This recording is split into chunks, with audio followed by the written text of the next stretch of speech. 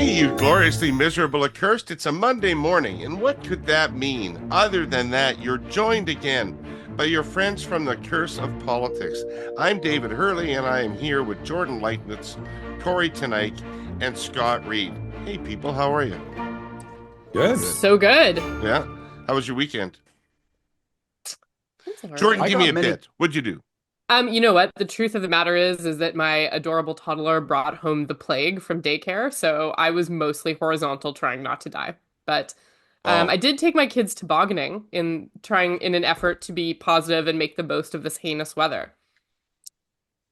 I'm into yeah. kids playoff hockey and taking phone calls from people concerned about Kory's physical well-being. Yeah. Yeah. All right. Well, you know what? The man can take care of himself. I've seen his posse, and they're not to be messed with. I'm fine. As I was saying off air, there's a difference between being an observer and commentator on the troubles of the Conservative Party and being the source of them.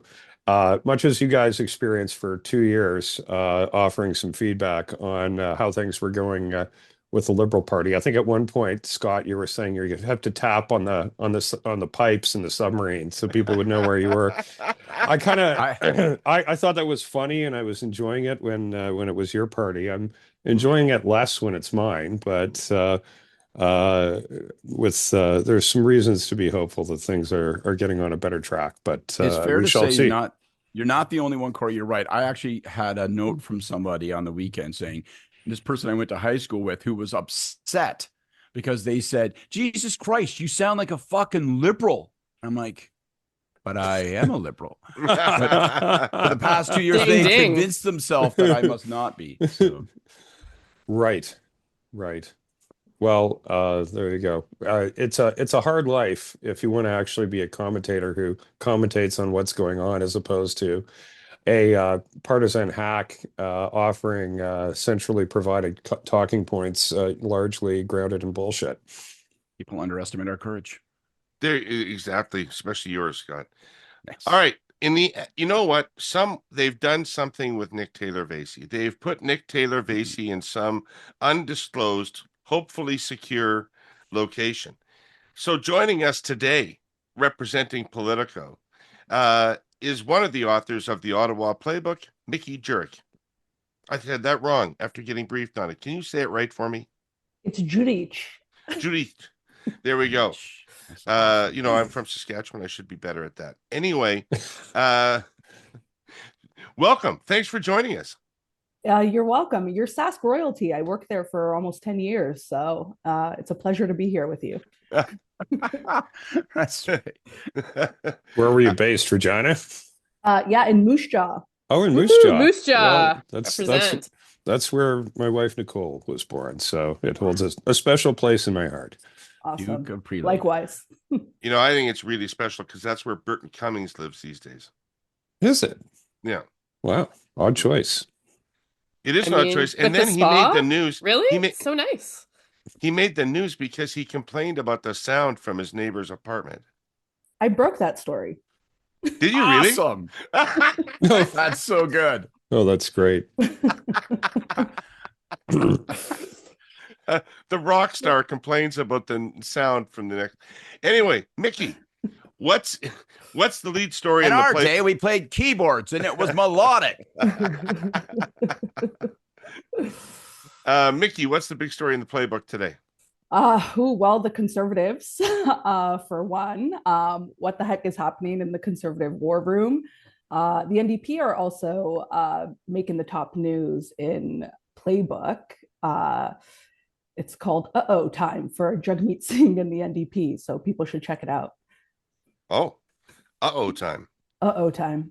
All right. Well, that does sound intriguing. So Carney took yesterday off. The other two were working. Where are the leaders today? So Mark Carney, he's in the Greater Toronto area today. He's actually joined by his wife, Diana, for the first time on the campaign trail.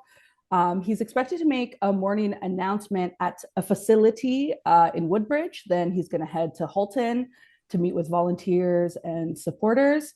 He's also expected to meet with media this morning, which should be interesting because Carney is facing some heat to get rid of one of its GTA candidates, Paul Chang. So that's where he's at. Do you just want me to move on to Polyev?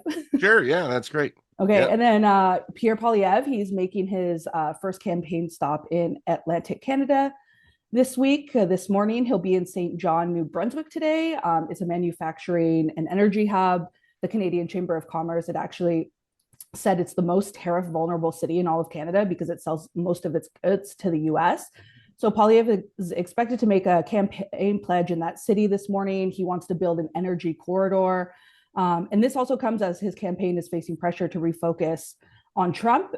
He's also faced some local criticism in St. John over his party handpicking a candidate, Melissa Young, and she's the recent CEO of Skilled Trades Ontario. So she's actually going up against Liberal incumbent Wayne Long, who we know as leading the revolt against Justin Trudeau, saying he's not running again, but then running again. And then this evening, Polyev is going to be holding a rally in Fredericton. And then for NDP leader Jagmeet Singh, he's making an announcement in Victoria this morning. And then he's headed to Edmonton with candidate Tricia Estabrooks. And so she's kind of been a star candidate for the NDP.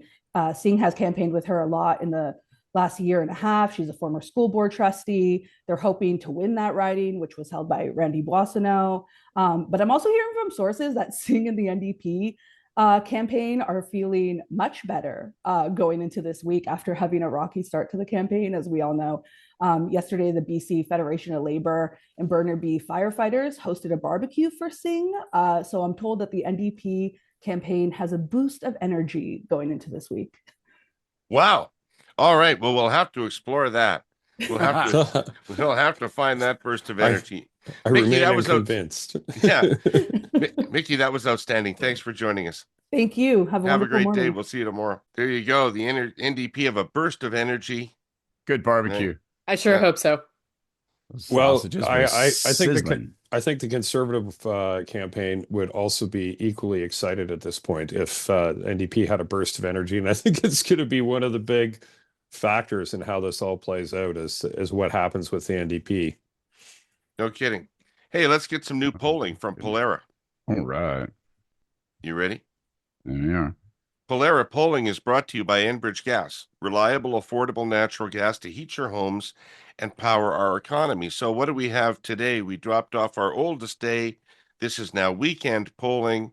We've got 1,700 in some cases, and we are at Liberals 44, Conservatives 35, NDP 10, Bloc 5, Green Party 3, PPC 2, with 17% undecided. Here's a little interesting look under the hood. Best party to improve healthcare. Carney 27, Polyev 25, Singh 21. Best to deal with affordability. Polyev 32, Carney 27, Singh 17.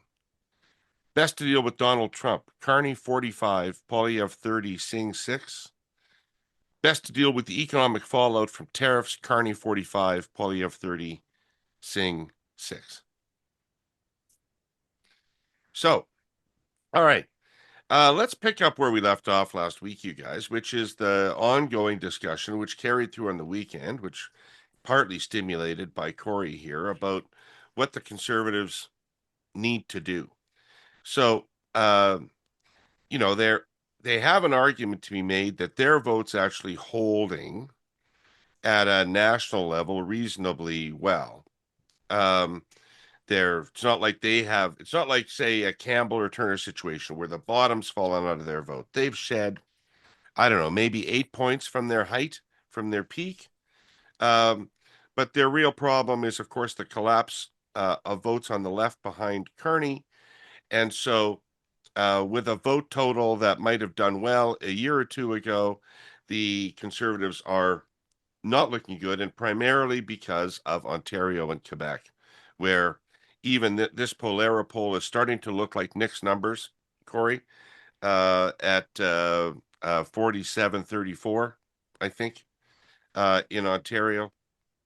So there's no question that despite the fact that they are holding their vote, they're headed for a loss at this point. So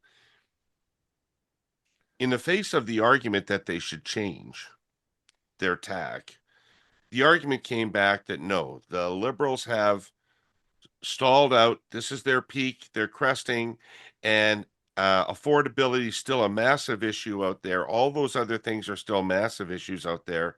We just hammer away at that. We get our 40%. Singh's going to come back a little bit. The Bloc are going to come back a little bit. Carney's going to fade, and we will win. I can actually believe that that could happen. But you know what I don't believe could happen that way?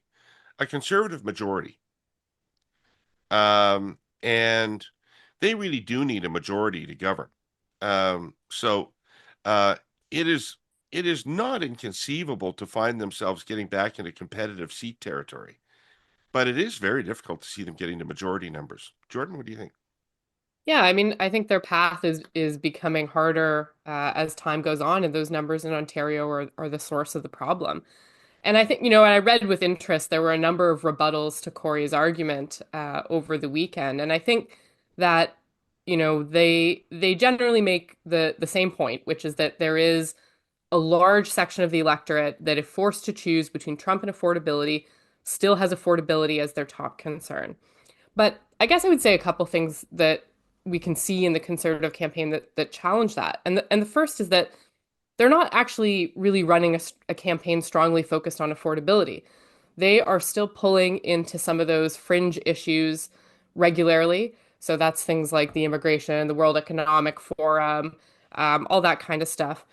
And they're not making a clean argument either about preventing the Liberals from taking on a fourth term. They have a lot of things in their basket, and they're hitting them all sort of with like medium intensity. And so the message that comes out is not crystal clear around affordability or even around denying the Liberals a fourth term, where I would argue they actually probably have the cleanest argument to make. And I think the other challenge with some of the pushback that I read is that it is also a false choice for voters between Trump and affordability. This isn't like a regular election where you have runway to perhaps shape the ballot question and persuade people that it's really important. The Trump ballot question will reinsert itself in a way that's completely outside of the control of the campaigns. And I think therein lies really the challenge, because the Conservatives are going to have to respond to Trump and to the threats that he brings at regular intervals throughout the campaign in a way that's completely unpredictable. And then to go back to something we've talked about before, like they have a real problem, right? Because the vote coalition that they need to hold together at the moment still includes that sort of quarter to a third of their voters who have some positive feelings towards Trump. So they have a catch-22. If they want to win, even a minority, they need some of those voters to remain with them. They can't afford to have those bleed off to the PPC. But in trying to continue to court and activate those voters, they're also, I would argue, probably limiting their growth and limiting how clean their message is with the rest of mainstream voters. Because every time they dip into some of those issues that is activating for that base, that's the Trumpy stuff, right? That's the stuff that shows Poilievre in a light that underlines some of the weaknesses that maybe weren't a problem 2 months ago, but that now voters are really clearly saying they think ties him to Trump. If you've been a regular listener here over the last 5 years, you know that we've been having a sustained conversation on sustainability on behalf of our presenting sponsor, TELUS, which isn't particularly surprising given that environmental goals are embedded in their core business strategy, driving everything they innovate and how they act in the communities where they live, work, and serve.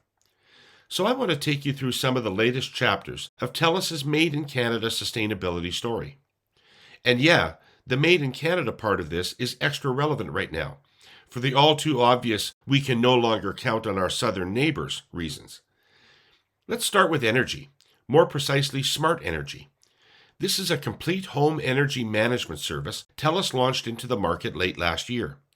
Basically, it's smart home technology that tracks energy usage in real time, suggests routines and automations to save money on your energy bill using smart devices, provides tips on how to make smarter energy consumption decisions, and plants a tree every quarter on your behalf to support greener Canadian initiatives.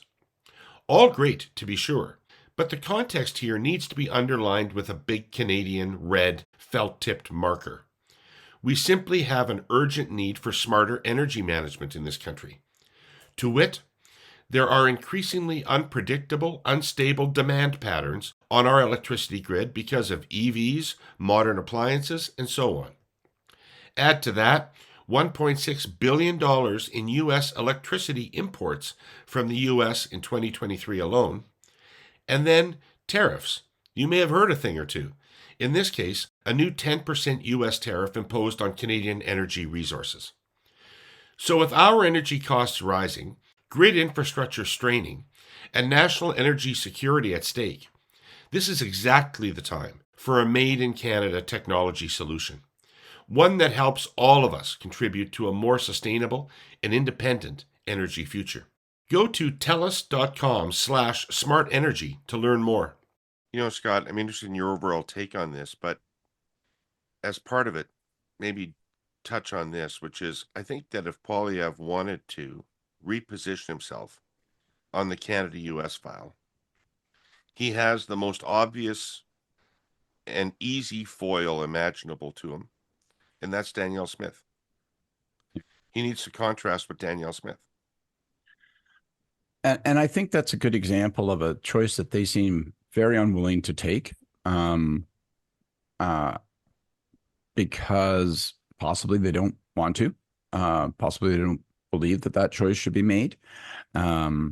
And I'm not saying that, he's blindly loyal, just, completely not that. I mean, ultimately, I think like all politicians, and perhaps even more than some others, he's wildly ambitious and self-interested. So I think he'd cut her loose. It was in his interest, but I don't think they deem it to be in their interest because they don't want to distance themselves from her fundamentally, and secondly, in her voter coalition. And I also think that they're so invested in their brand, which they've committed to so thoroughly over the course of the past 2 years. And what's their brand? Their brand is the lady's not for turning. This is a guy who worshiped Reagan and Thatcher when he was growing up. And I think that is bred in the bone. I think that's a lesson they took from O'Toole, which of those guys were weak-kneed and tried to play it both ways. And when the wind blew, they moved like a weather vane, and they will not do that. And they don't need to do that. And so you get all these counter arguments, many of which I think are valid, because like you, I think, well, he could hold 35 to 37% of his vote. And you could easily see a situation where things could shift, particularly in Quebec. You get a bad French debate with 10 days to go and out of Carney, and the next thing you know, Quebecers start to move a little bit. But the reason I don't think that's correct, even though I find those arguments persuasive to a degree, is I think it goes back to something that Jordan said, and I think they're making other mistakes. Like I think these, they're using Poilievre personally, is something Kory has said a bunch of times, to attack and to make even some like really marginal attacks. Like they are using Plagiarism. his name. Yeah, that made no his sense. name and his voice to talk about plagiarism, and that's a war room thing. Chip away, see if you can get people thinking about that. But I don't want my leader carrying that kind of chicken shit stuff. But I don't buy the distinction between Trump and affordability and economy. I want to add the last thing, because one of the data points you put out there earlier, David, is that when it comes to rebuilding, strengthening, protecting the economy, and we've seen this question asked by a whole variety of pollsters, overwhelmingly, Carney is better positioned on this issue. And I don't think that people say, I am not going to vote on the basis of the economy, but rather the explicit and precise and narrow question of affordability. I think these things are all wrapped up in one another. I think that Trump is going to barge into the picture over and over again during the campaign, as Jordan said. And I do think that people will vote for the best economic manager, the person they think will best protect and represent their jobs. And that isn't that I isn't think Poilievre. most voters have a really healthy skepticism about how much more affordable any government is going to make their life. Right. So I just think, the big question is, can he adjust? If Poilievre wanted to, it isn't just about dumping. Right? Can he alter his tone, which feels and channels the Trumpy manner, the mega manner? And it's very hard. Very, very hard to see how he moves away from that. But Well, and I think it's worth pointing out, like, those are attributes that the Conservatives drove up, like, over the pre-election period, they highlighted that those tonal elements in terms of, like they pushed out the apple chomping interview, for example, as a good thing. The Jordan Peterson stuff, the videos where he, is sort of ranting. Like they clearly saw this as something that was favorable in his persona, and now that is the impression that Canadians have of him. Even this most recent ad that's got such a heavy buy by the Conservatives, they like on you. It is literally the script is being written. That copy has been written by Polyev, right? So that tells you something about that. Like you can hear it, like that rhythm that comes from his speeches, right? Where you a house that you can buy on a street that's safe, that's protected by our wonderful armed forces. Well, wait a second, like what? Like it's very like. It's got this heavy, weird dose. Like my safe street is going to be protected by a soldier. That sounds kind of Well. In weird. fairness, Scott, you're the duo that put the soldiers in the Soldiers streets with guns Yeah, on I our know. I streets, walked into guys. that one. Yeah, David will correct the record on that, but I don't want to bother. I'm not I don't going even back to want to that fishing fucking hole. bother. Fuck that. Corey just wanted to say something after having sat here mutely for 20 minutes while various things went on. Corey's showing Jagmeet Singh how to bring the sweater game today. Yeah, But I did want to say on Sweater Watch, there were it. no sweaters this weekend. I saw a t-shirt, I saw a button down, so Well, it was off day, so it's a Reid, you're sweater not blazer, dressing up. so it's kind of a halfway sweater point. Anyway, blazer. Look But at Corey, you. what was your weekend like? it was good actually. It's been an interesting week and few days, and we chatted a little bit on the front end. Uh, Look, I think we're going to learn a lot this week about how this campaign is going to go. I think it's going to be probably the most important week of the campaign. And that's because tariffs are coming on Wednesday. And we've gotten some very mixed messages coming out of the Trump administration as to what that looks like.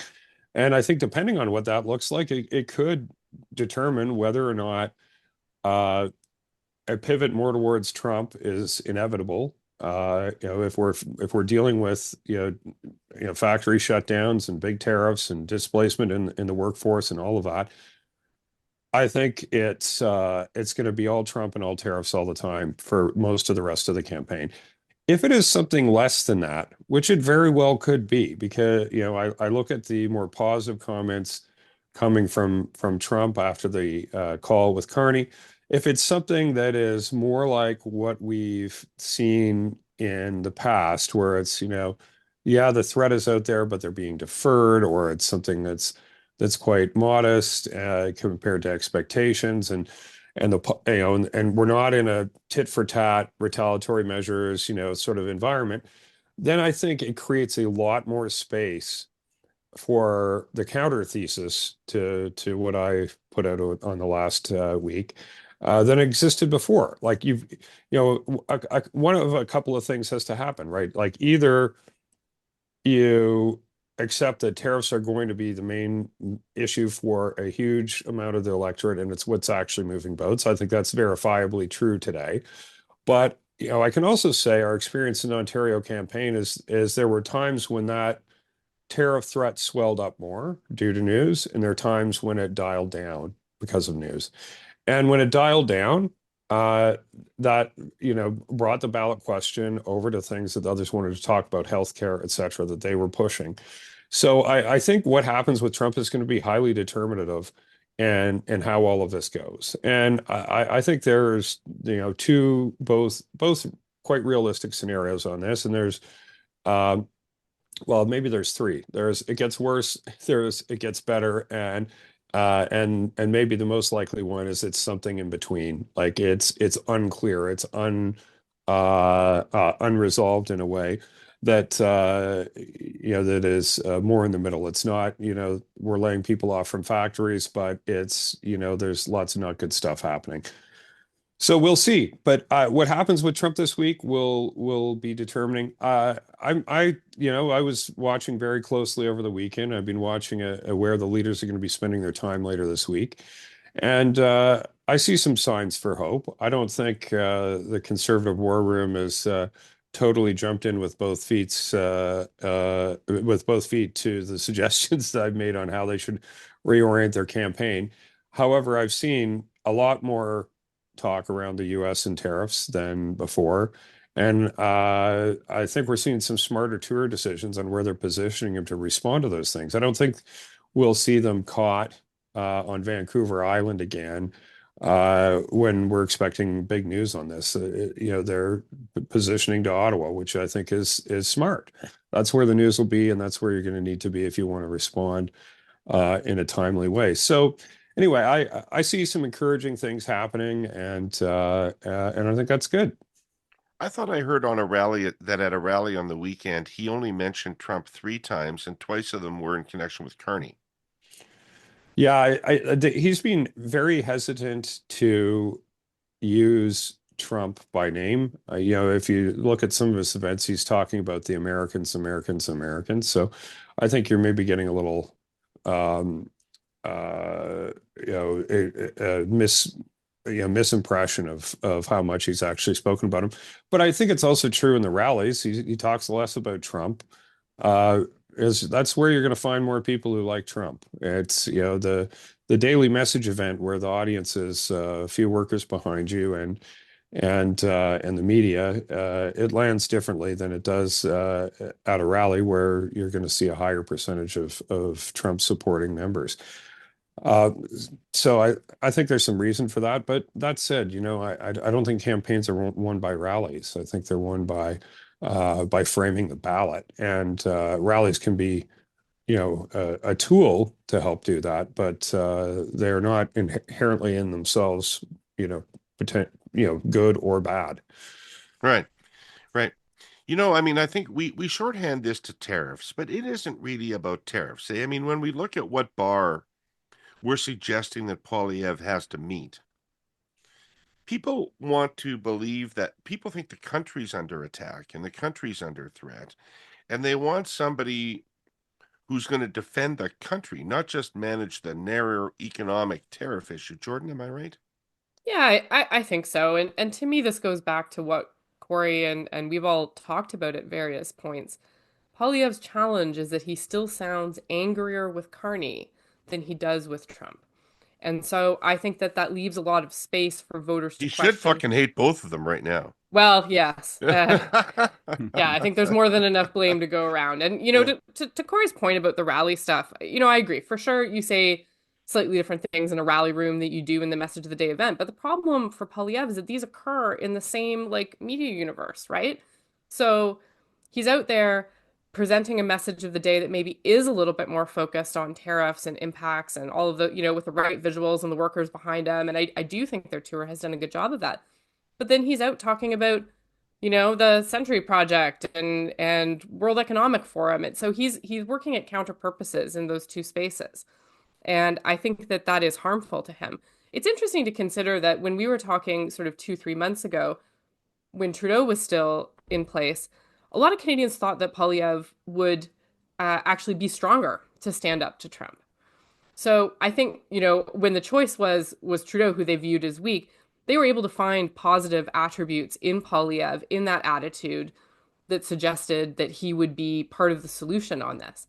But that is now all gone by the wayside. And I feel like what he's putting out there right now is feeding some of those more negative perceptions, some of those more negative attributes that underlied the idea that he would be good against Trump, but 3 months ago, right?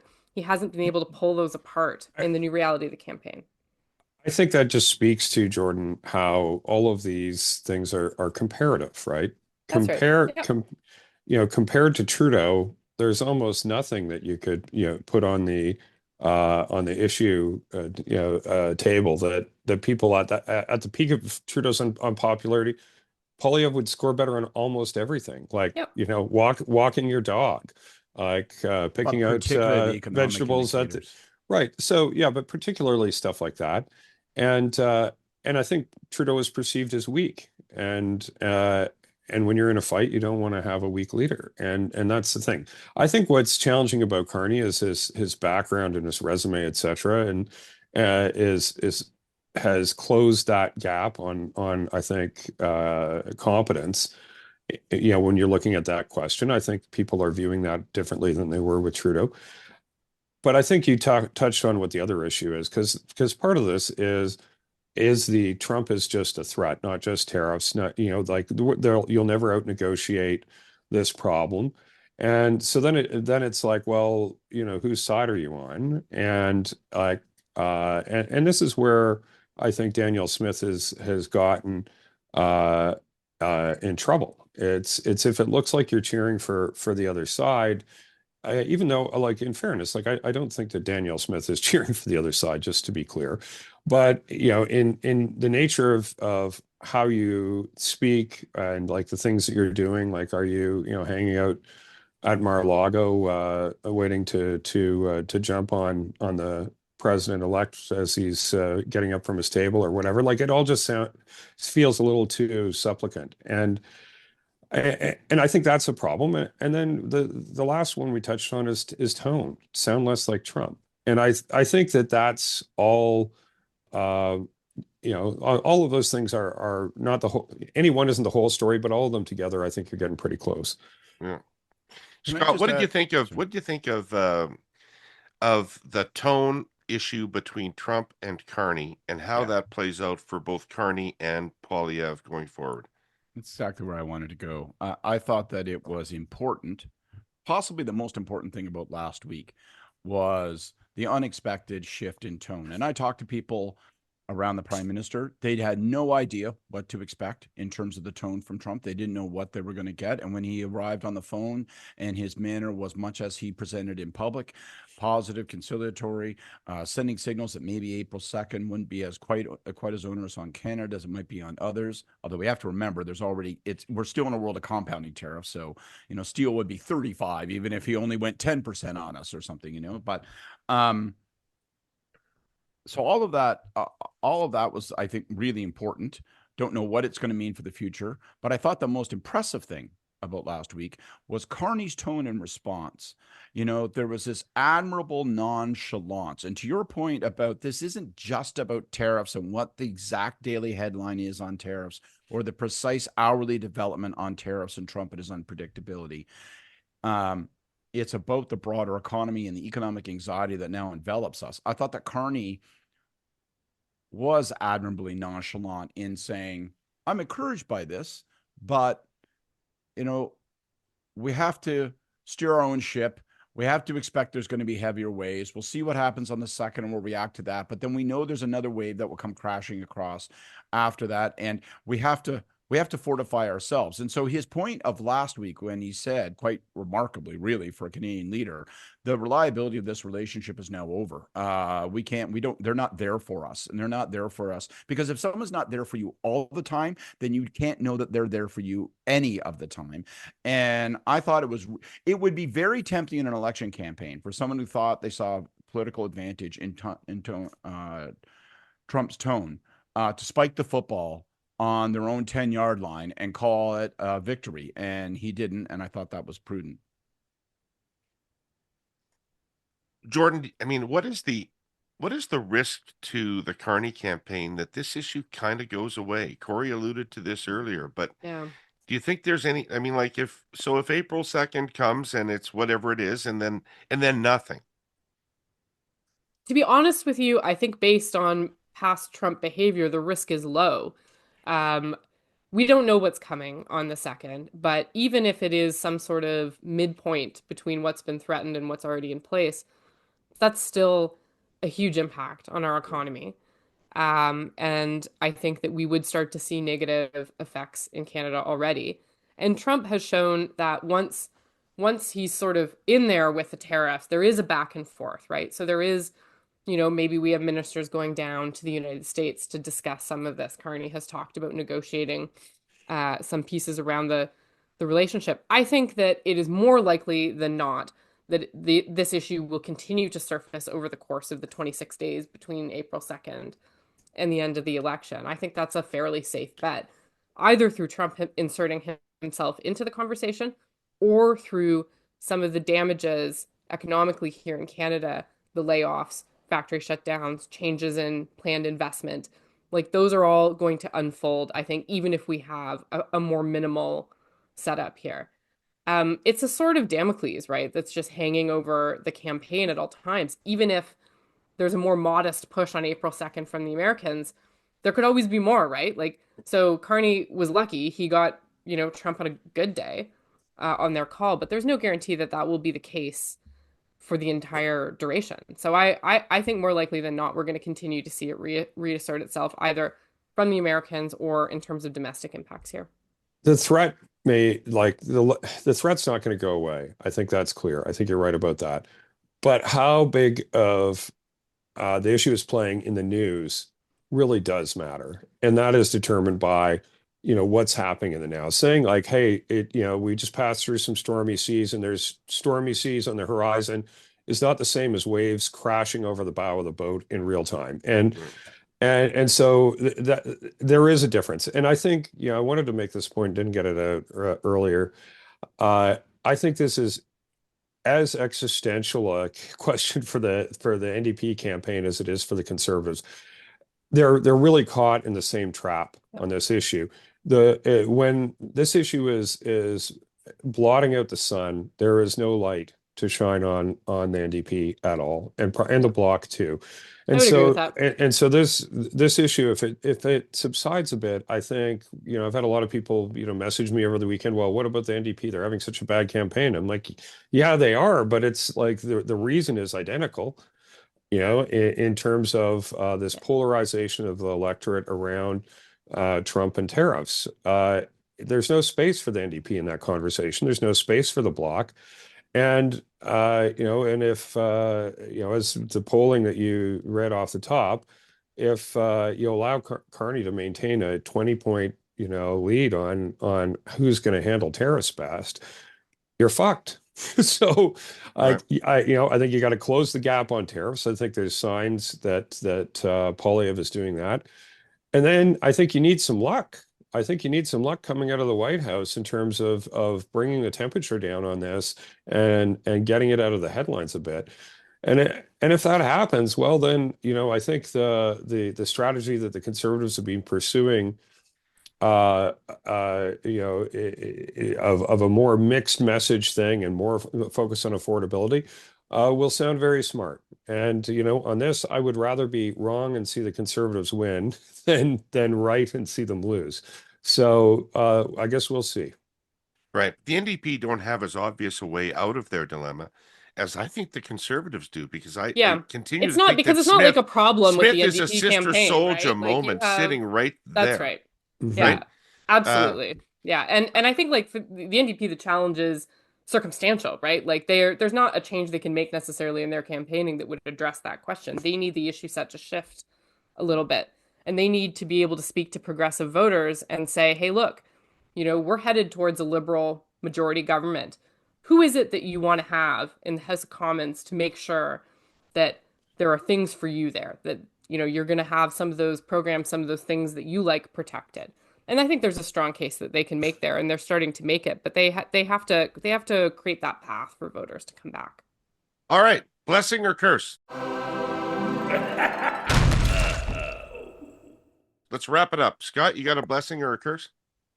Yeah, my blessing goes to the Liberal campaign. When there's only 37 days, it's very tempting to say we've got to go full bore, 6 events a day, 37 of those days. Let's go all the time.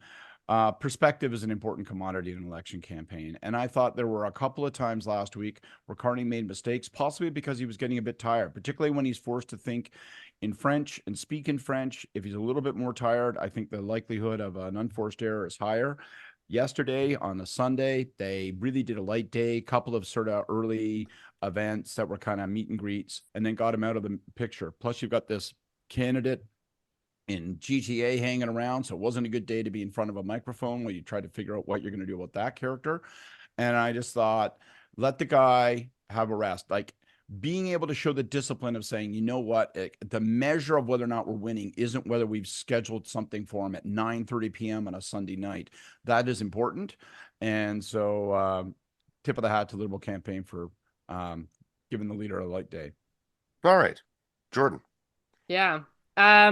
So I actually do think I saw more energy from the NDP campaign over the weekend, and we joke about the sweaters, but it's a small thing, so it's a blessing going out to the NDP campaign. Jagmeet does better in clothing that feels like him, He looked more relaxed this weekend. He looked more dynamic. Please, enough with the Bernie Sanders sweaters. Let him inhabit a space that actually brings some of his energy to the trail. It's going to go better that way. Excellent. And Kory. Well, I'm going to give a blessing, and in a surprising direction, I'm going to give a blessing to Danielle Smith. I went through the now that we know what was actually said at the PragerU event, and I think she touched on it. It's not the first person to say this, but I think this is the message to send from Canadian politicians to conservative and MAGA circles, which is you're going to lose every election if you succeed in the 51st state endeavor. And I don't think that the people who are pushing the 51st state stuff have spent 2 friggin' seconds looking at what the political consequences south of the border would be. It seems like a more obvious point up here in Canada than it has been in my experience talking to Americans. And so, I want to give some praise for actually going and talking to conservatives and MAGA folks down south of the border and saying something that undermines their desire to take over our country. I'm in favor of that. I think it's better than what happened the last trip down, or the Breitbart interview, which did the exact opposite. You MAGA people, you want Vancouver, Atlantic, Canada, and Quebec like you want a hole in the head. Right. Yeah. You think California is a problem? Have you seen Toronto? It's like Chicago, only colder.